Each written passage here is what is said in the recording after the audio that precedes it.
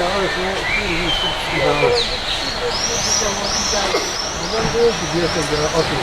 Bayaqda qarğayla söhbəti var idi, yox, qoymadılar qarşı. Tamam, tamam. Tamam. O aralarda gəzir, yəni görəm onu, o beşiklərdən çıxır hep oradan bu. Ya.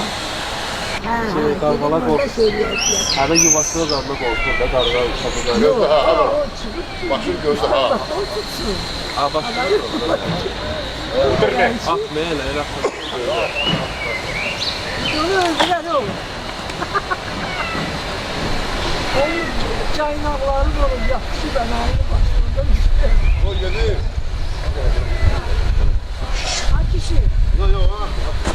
Ağaç getir. Yok ağaç getir, uzun. Seni saracak. Tamam da. Tamam.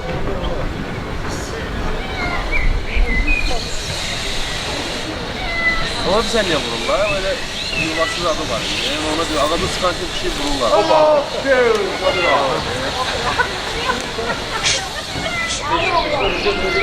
Yok.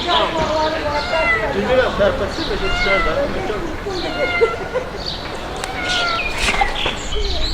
Özə qorxur.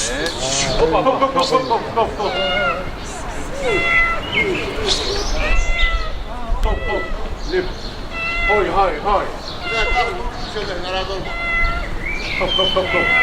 Abi. Hop.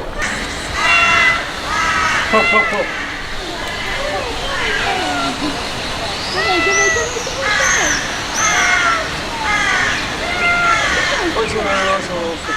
O zaman olsun.